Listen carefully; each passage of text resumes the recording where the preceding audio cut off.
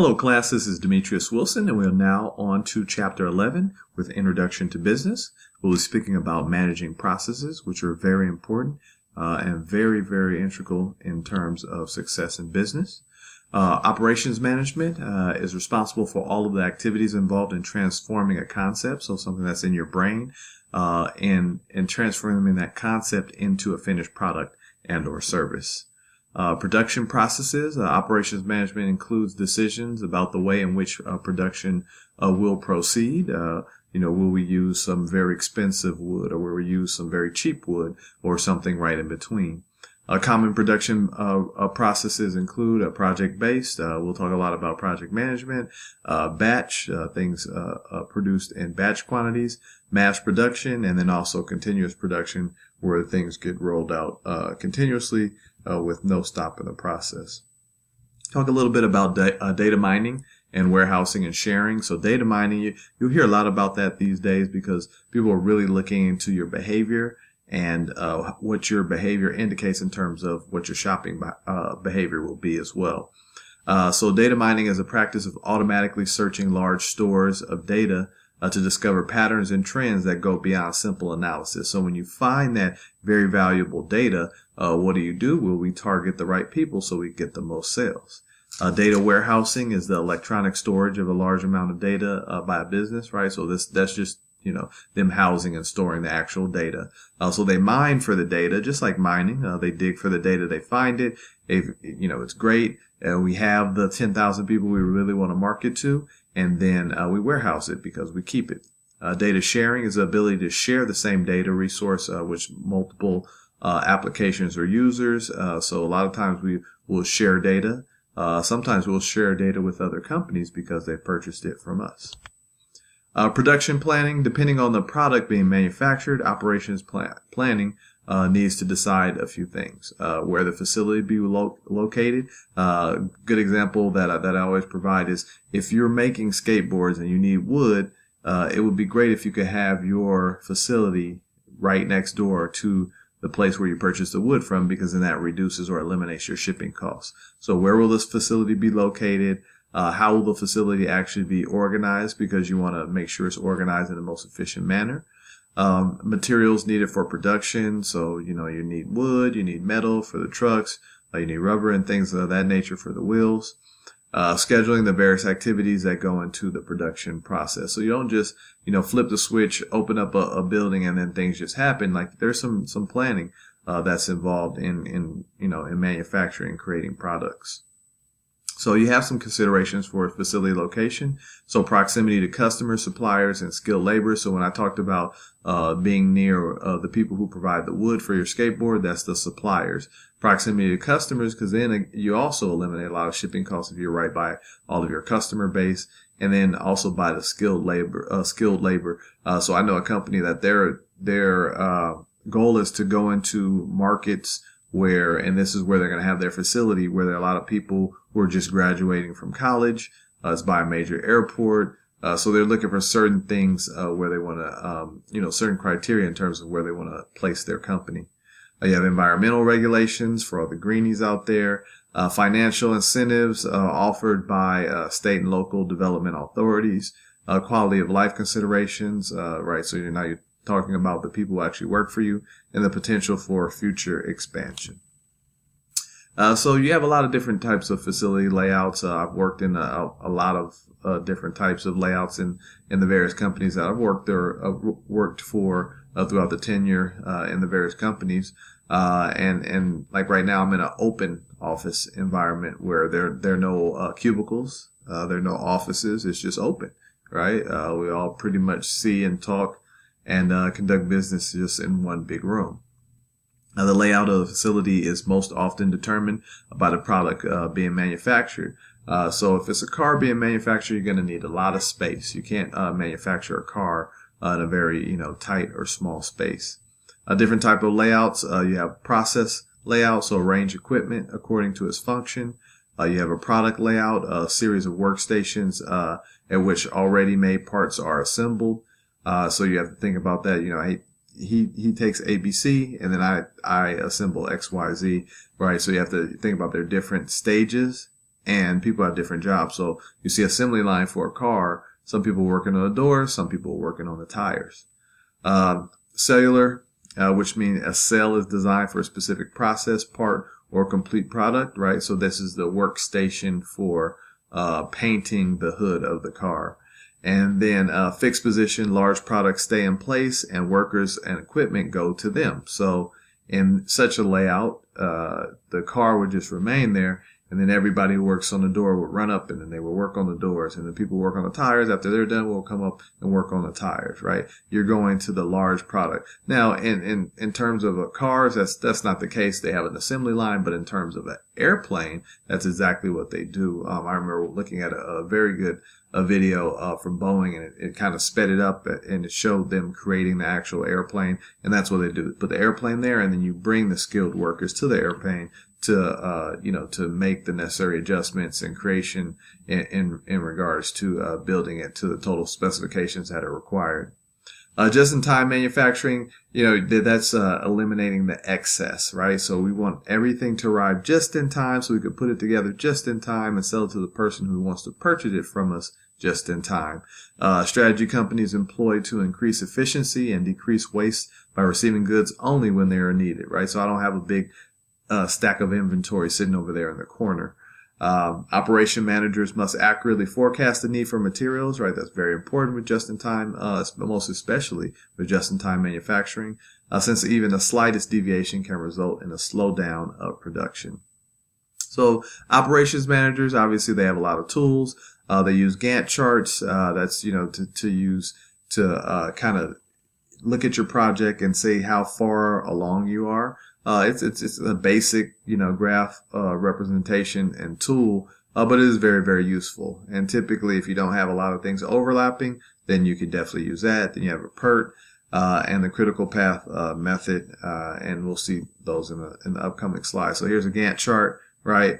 Determines birdhouse customer has been ordered, then trace the pattern onto the wood, right? And you'll see that a lot of these, they may have predecessors, meaning A has to be done before B, but they don't necessarily overlap. So if you look at like a project schedule from Microsoft Project, it's more like a huge, more complex Gantt chart, but it's very, very effective. I've taught, some project management courses, and they're quite interesting because they keep everything truly aligned right there in its bucket. And the organizations that I've been in that have had project managers, I see the difference in how structured and how efficient their processes were versus those that don't have that. So what PERT was it stand for? Program Evaluation and Review Technique. So it's for complex schedules with interdependent steps.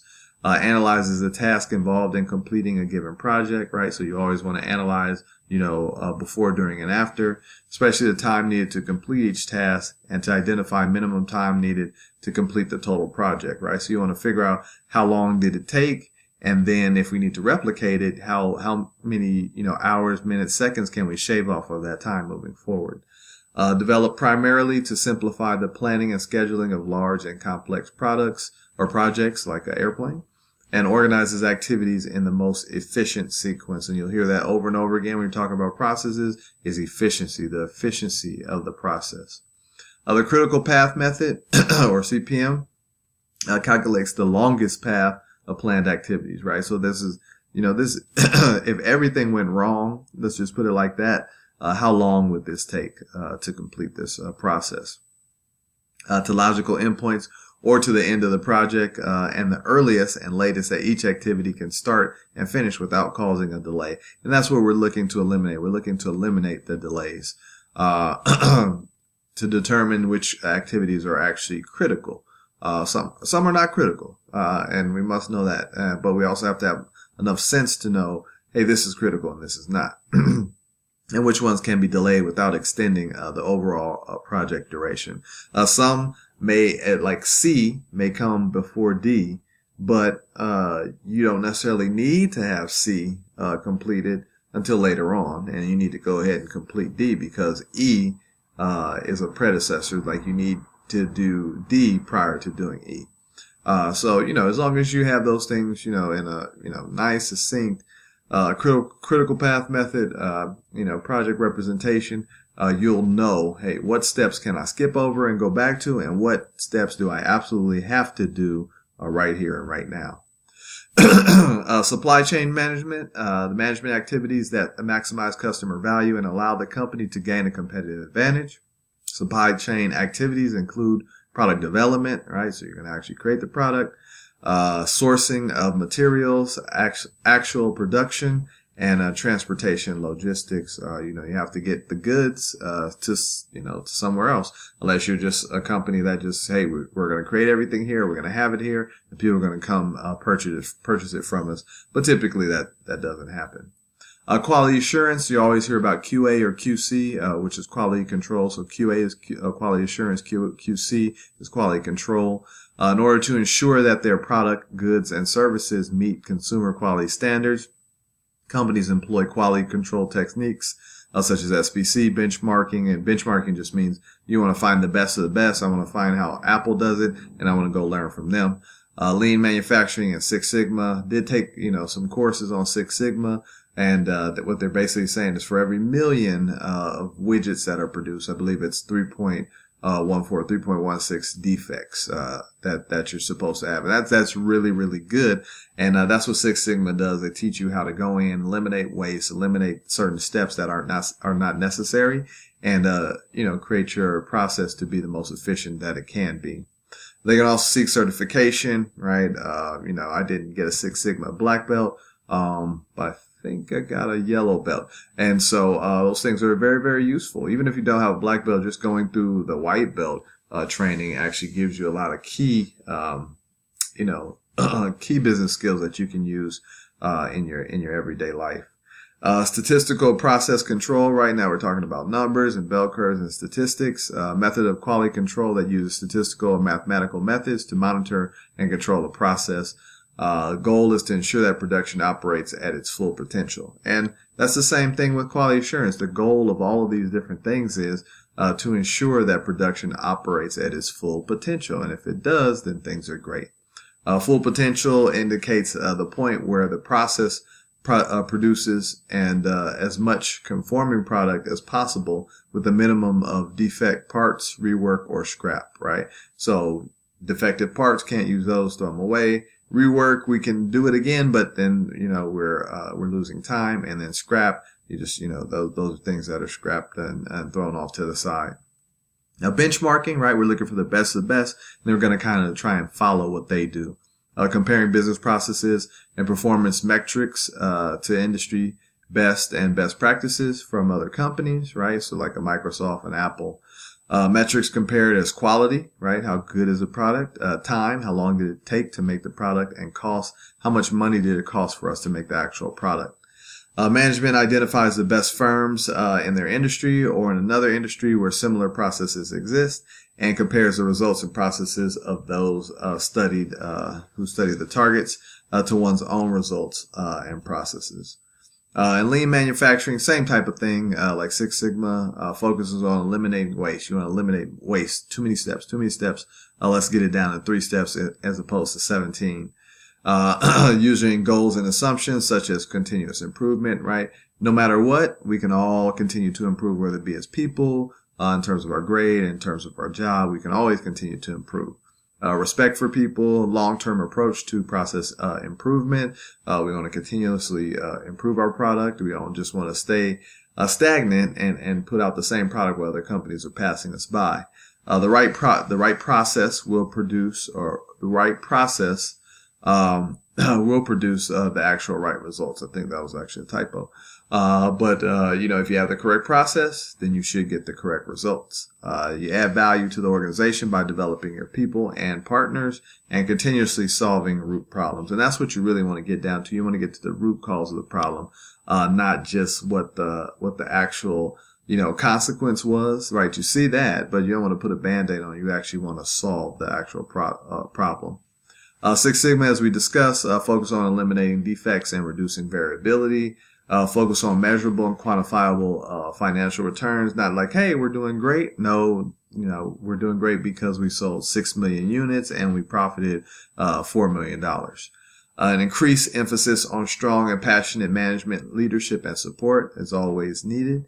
and a commitment to making decisions on the basis of verifiable data and statistical methods.